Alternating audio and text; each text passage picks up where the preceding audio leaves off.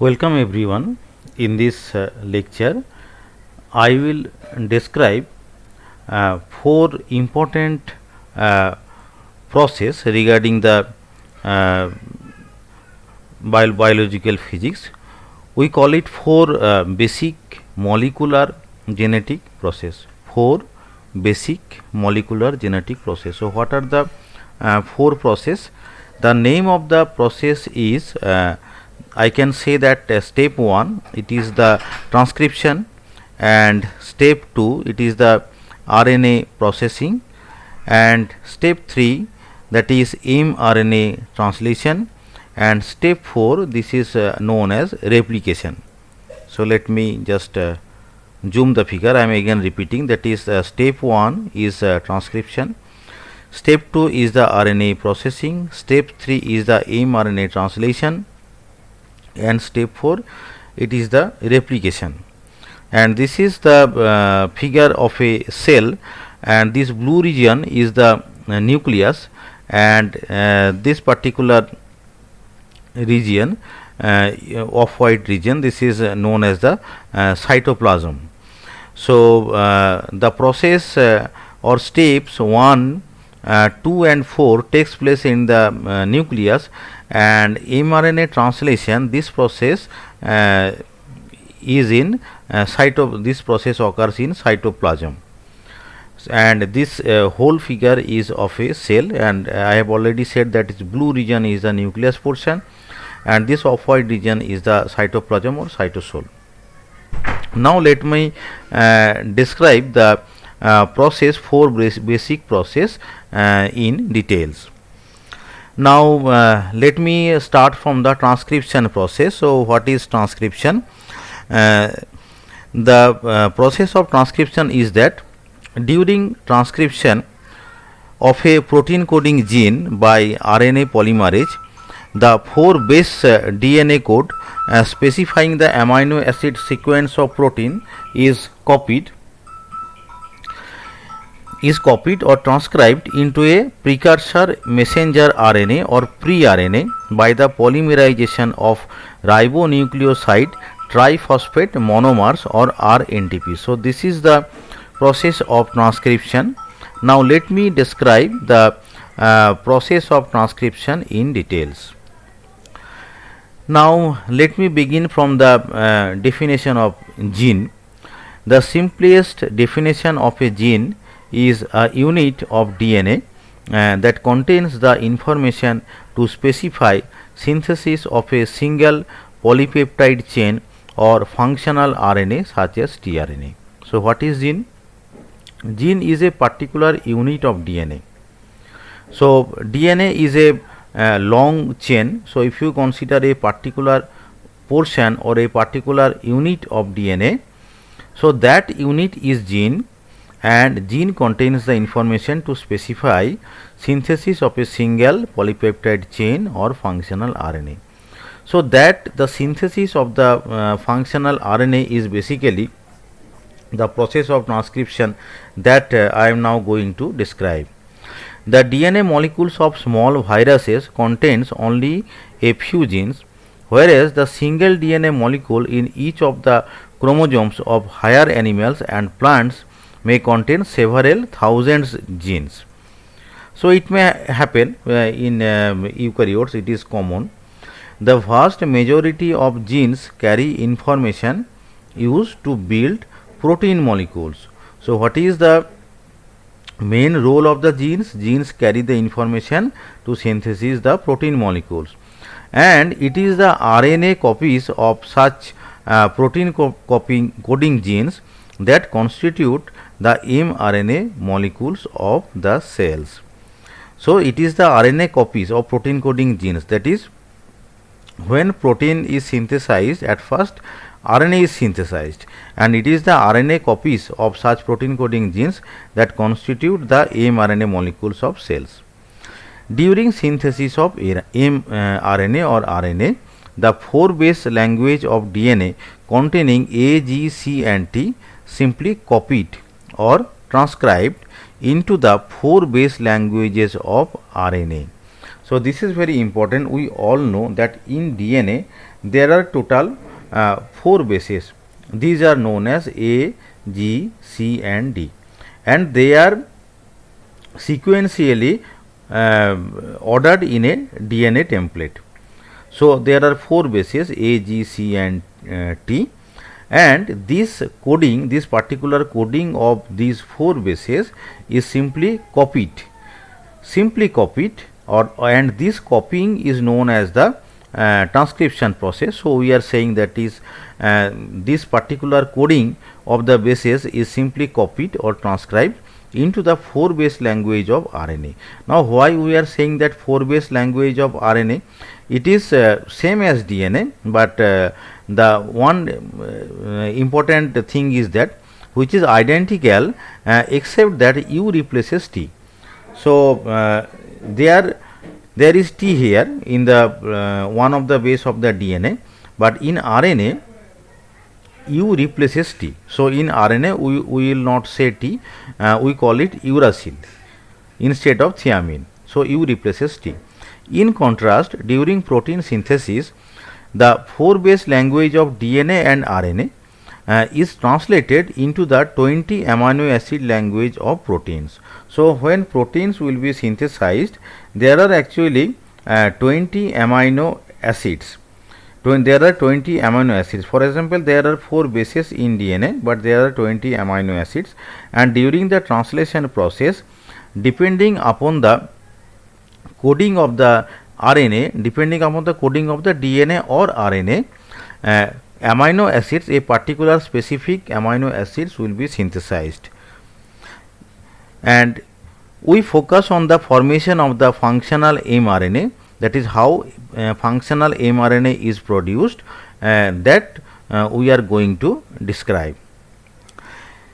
A similar process yields precursors of rRNA and tRNA encoded by rRNA and tRNA genes. These precursors are then further modified to yield functional rRNA and tRNA. So basically, at first messenger RNAs are produced, then by some process at first precursor RNA is produced, then after some modification functional mRNA is produced, that we are going to describe. That is how this modification occurs. So first step is the transcription process. So during transcription initiation, RNA polymerase with the help of initiation factors recognizes and binds to a specific sequence of double stranded DNA called a promoter. So this is the step 1. So for the transcription process, that is first step, what happens? RNA polymerase with the help of initiation factor recognizes and binds to a specific sequence of double stranded DNA called a promoter. So this is very important sentence in this sense, because you see that RNA polymerase recognize and binds to a specific sequence. It recognizes and binds to a specific sequence of the DNA. So this is very important. That is when, if you let me show you a figure, you see that this is RNA polymerase and this is the whole strand of the DNA, but RNA polymerase will bind to a particular part. It will bind to a particular part. It will recognize and binds to a particular part, not in a arbitrary part. So polymerase binds to promoter sequence in duplex DNA. So this is the main thing. So after binding, that is after binding to a particular portion, RNA polymerase and the initiation factors separate the DNA strand to make the bases in the template strand available for base pairing with the bases of the rNTPs that it will polymerize. So now step 2. In step 2, what happens? You see that in DNA strand there are two strands, actually DNA helix, there are two strands. So one of the strand I can call it, that is template strand. You see the this is, suppose this is the DNA, and these are the sequence of the bases, and one of the strand we can call that is non-template strand, and the other strand we can call that is the template strand. So in the second step what happens, that is template strand is separated. You see in this figure, you look at the figure, this blue part is the DNA template strand, and these are the bases available, that is T, A, C and A. These are the available bases. So that they are saying in this way, that is RNA polymerase and the initiation factor separate the DNA strand to make the bases in the template strands available. So these bases in the template strand, that is T, A, C and A, they are available for the base pairing. So they forms a pair with the RNTPs. RNTPs means this one, that is these are the RNTPs. So you see that is step by step they are forming pairs with A, pairs with U, and this is the U part of the RNTPs.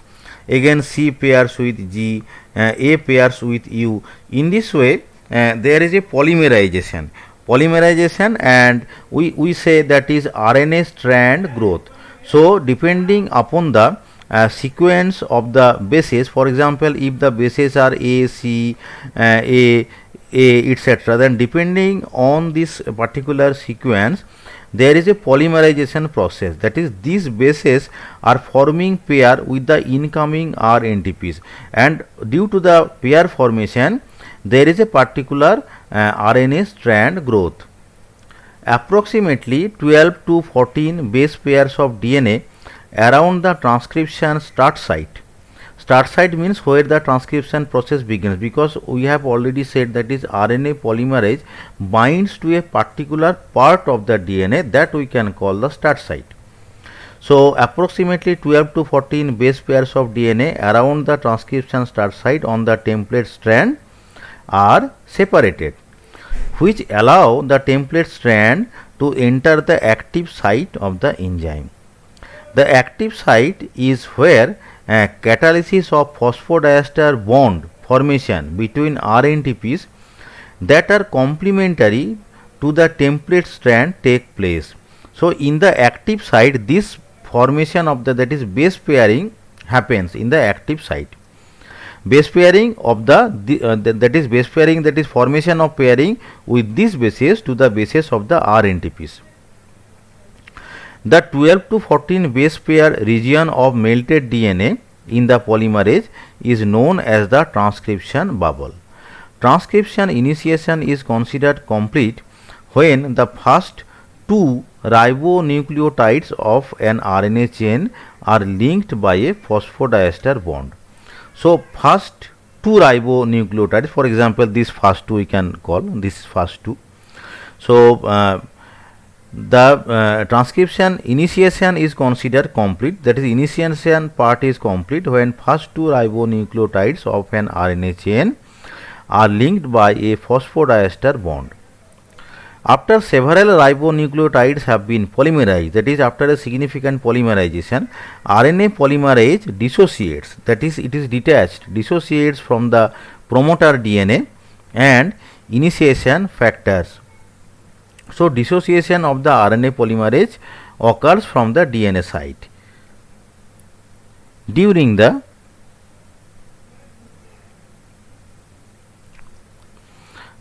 strand elongation stage.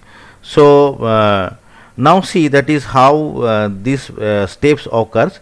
There is a figure, that is at first this is the RNA polymerase, and this binds to a promoter region or the specific start site, we can call it the start site. This is, you see that is start site on template strand, this one, and this is the stop site. Basically this RNA polymerase moves throughout the DNA, and you see that is transcription bubble, that is a part of the DNA that is separated out. This is the transcription bubble, and this is the initial RNTPs. You see the red portion, this is the initial RNTPs. After that nascent RNA is produced, that is RNTPs means that is they will form pairs with the bases of the DNA, and nascent RNA, that means RNA will be produced. After that is some significant polymerization, that is growth of the RNA, this particular RNA as well as RNA polymerase, they will be separated out from the DNA. So these are the whole process. These are the whole process. Now let me describe the next step. That is, after the formation of the mRNA, some modification of the mRNA occurs. So that process is known as the production of the functional RNA. So in bacterial cells which have no nuclei, translation of an mRNA into protein can begin at the 5' end of the mRNA, even while the 3' end is still being synthesized by RNA polymerase. In other words, transcription and translations occur concurrently in bacteria. This particular sentence is important, that is, in bacteria, transcription and translation, these two processes can occur concurrently. However, in eukaryotic cells, the site of the RNA synthesis, that is the nucleus, we have already demonstrated in the figure, that is the synthesis of the RNA occurs in the nucleus portion. The site of the RNA synthesis, that is the nucleus, is separated from the site of translation, that is cytoplasm. But the process of translation, that is that occurs in the cytoplasm region, we have already described in the beginning of the lecture. That is where steps are separated steps are performed. So translation process occurs in cytoplasm. Furthermore, the primary transcripts of protein coding genes are precursor mRNA. So primarily when transcription occurs and RNA is being synthesized, that RNA we call the precursor RNA or precursor mRNA, that must undergo several modifications. That is, after the synthesis of the precursor RNA, there is some modification collectively termed as RNA processing. RNA processing to yield a functional RNA mRNA, that is, after some modification which we call as RNA processing, functional mRNA is produced. And the main thing is that the transcription and translation cannot occur concurrently in eukaryotic cell. This mRNA then must be exported to the cytoplasm before it can be translated into the protein. So after the formation of the functional mRNA, they should be translated to the cytoplasm region for the protein synthesis. So the transcription process and translation process cannot occur concurrently in eukaryotic cell. Now we will describe the overview of the how functional mRNAs are produced. So at first, what happens, that is precursor mRNA is produced, then after some modification functional mRNAs are produced. So what are the steps of this modification? So let me describe. Suppose this is a particular gene of the DNA. So this is the particular portion of the DNA that we call beta globin genomic DNA, that is beta globin gene. So you see that there are different colors are there in the DNA. So what are the significance of these colors? This red portion is called exon, this blue portion is called intron, and this gray portion is known as UTR, on untranscribed region. UTR means untranscribed region. Now what is the meaning of the exon? Exon means it is the coding region. That is, we know that in the DNA there is a particular sequence of the bases. Now all sequences are not important. So only those sequences are required for the, that is some particular sequence is required for the protein synthesis. Those important sequence which are required for the synthesis of the protein, that we may call as exon. And intron means that is a non-coding sequence, that is that sequence is not required and which will be removed after some process. So intron part means that is non-coding sequence. So these are the blue parts. Now you see that is after the transcription process, RNA there will be a growth of the RNA, that is primary RNA transcript. We may call it that is precursor RNA. So in the precursor RNA, same coding is there. You see that is same type of coding is there because it is a process of transcription. Now after some, that is after some step, what happens, you see that is these blue parts or introns. These blue parts or introns are step by step that are removed from the mRNA. You see that is these blue parts are step by step removed from the mRNA, and red parts are joined with each other. Red parts means that is that coding sequence will be used for the synthesis of protein. So that parts are joined together, and in this way beta globin mRNA is produced. So these are the steps for the production of the functional mRNA. You see we have described here in this process, that is this is the process of the transcription, this is the RNA polymerase, and this is the separated DNA, and this is the nascent RNA, and after that this RNA function that is precursor mRNA is produced, and this step is the RNA processing, that is blue part introns are removed here, and finally functional mRNA is produced here. So this is the step up to which we have described. This is the mRNA. Now the next step. The next step is the decoding of mRNA by tRNAs.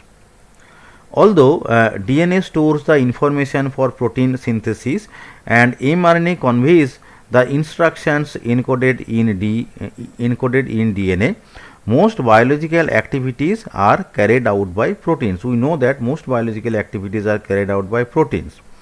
The linear order of amino acids in each protein determines its three-dimensional structure and activity. So the linear order of amino acids are important in protein because that particular order will determine its three-dimensional structure and its activity. For this reason, the assembly of amino acids in their correct order as encoded in DNA is critical to production of functional proteins. So this particular order, that is particular order of the amino acid in the protein, is dictated by the sequence of the DNA, and that sequence is critical to production of functional proteins and hence the proper functioning of cells and organisms. Now the next part is the translation. Translation is the whole process by which the nucleotide sequence of an mRNA is used as a template to join the amino acids of a polypeptide chain in the correct order. So depending upon the sequence in the mRNA, the amino acids will be joined. Amino acids of a polypeptide chain will be joined in the correct order for the synthesis of the protein. In eukaryotic cells, protein synthesis occurs in the cytoplasm, where three types of RNA molecules come together to perform different but cooperative functions. So in this figure, let me describe the process. So what happens, you see that this mRNA moves to the cytoplasm, and here we are calling this process as mRNA translation. During translation, the 4 base code of mRNA, there is a particular sequence of the mRNA that we are saying, that is the 4 base code of mRNA. The code formed by the 4 bases, that is A, T, G and C, is decoded into the 20 amino acid language of proteins, as there are 4 bases in the mRNA and there is a particular sequence of these bases. So depending on that sequence, the mRNA is decoded into 20 amino acid language of proteins. So in proteins there are 20 amino acids. Ribosomes, the macromolecular machine, we can call ribosome as the macromolecular machines which is responsible or which helps that translates the mRNA code. So mRNA code is translated by the ribosome, and ribosomes are composed of two subunits. You see that these are known as the ribosomal subunits. In this figure, these are the ribosomal subunits. Ribosomal subunits assembled in the nucleolus from ribosomal RNAs or rRNAs and multiple proteins. So actually this assembling occurs in the nucleolus. We are calling these are ribosomal subunits, but this assembling with the help of rRNA is formed in the nucleolus. After transport to the cytoplasm, that is after transport of these ribosomal units to the cytoplasm, these units are transported from nucleolus to the cytoplasm. Ribosomal subunits associates with an mRNA. So this ribosomal subunits you see in this figure, this red portion is the mRNA, and this white portion is the ribosomal unit. So these ribosomal units are assembled with the mRNA. mRNA also comes from the nucleus to the cytoplasm, and in the cytoplasm there is assembling of the ribosomal subunits to the mRNA. So ribosomal subunits associates with an mRNA and carry out protein synthesis with the help of transfer RNA tRNAs and translation factor protein. So how this translation process occurs? The translation process, that is the translations of amino acid from the coding sequence in the RNA occurs with the help of tRNA. You see this portion is the tRNA, with the help of tRNA and some translation factors. So the process of translation occurs with the help of tRNA and some translation factors. So this is the process of translation. Now let me describe the three important RNA that takes part in the translation process. So in eukaryotic cells, protein synthesis occurs in the cytoplasm with three types of RNA molecules, and they come together to perform different but cooperative functions. So these three RNA perform cooperative functions, and let me describe the process. Now what is mRNA? I have already described, that is what do you mean by mRNA. So mRNA carries the genetic information transcribed from DNA in a linear form. We know that is depending upon the coding in the DNA with the help of transcription process, there is the generation of the mRNA. The mRNA is read in sets of 3 nucleotide sequence called codons, each of which specifies a particular amino acid. So if you take a particular mRNA, there will be a particular coding. Now this coding sequence is read by triplets. We take 3 particular sequence of the nucleotides. For example, the sequence is like ATGC, ATGC, ATGC in this way. But when that is during the translation process, only 3 bases will be read simultaneously. So these 3 nucleotide sequence called codons. So this 3 nucleotide sequence is called codons, and depending on the codon, that is for a particular codon, a particular amino acid will be synthesized, and I will describe the process later on, that is how from the codons a particular amino acid is being synthesized. So let me describe the process, that is the genetic code used by the cells is a triplet code in which every 3 nucleotide sequence or codon is read from a specified starting point in the mRNA. So now suppose the code is like this. In the triplet structure, the first base is U. First base is U, the second base is U, and the third base is also U. So if the first base is U, second base is U, third base is U, then this PAG, that is this amino acid, will be synthesized. If the first base is U, second is C, and the third is U, then ACR will be synthesized.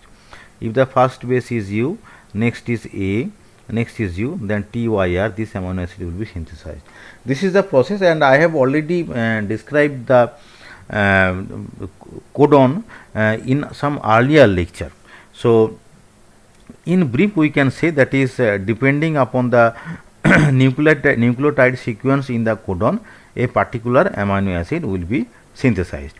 So this is what about the messenger RNA and codons. Now what is transfer RNA or tRNA?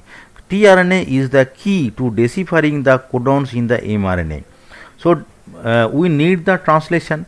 So how, that is codons will synthesize the amino acids.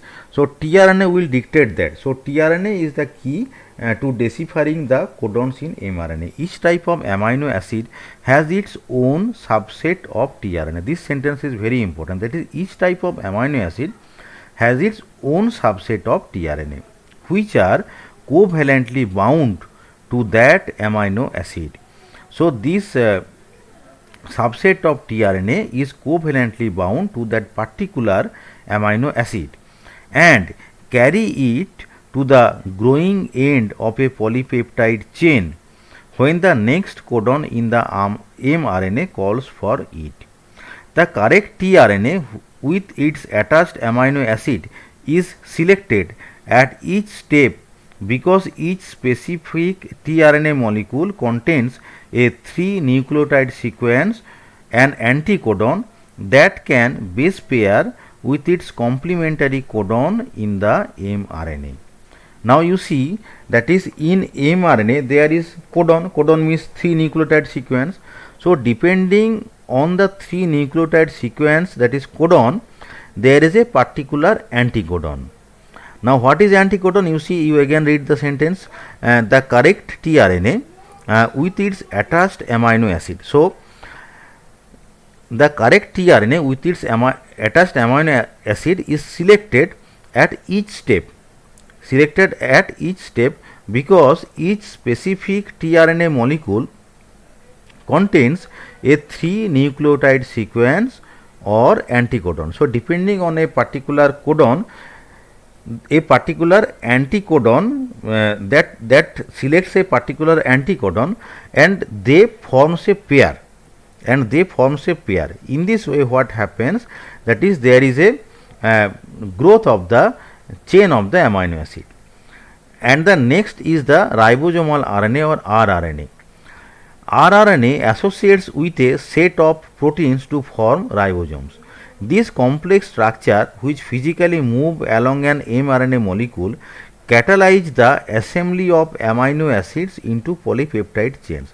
So you see, that is depending on the codon, there is a anticodon, and in the anticodon means a specific amino acid. So codon binds with the anticodon means there is a particular amino acid linked with it. So actually codons will dictates that which amino acid is going to be synthesized. Now these amino acids will be joined together. You see, you read the function of the ribosomal RNA, that is these complex structures which physically move along an mRNA molecule catalyze the assembly of amino acids into polypeptide chains.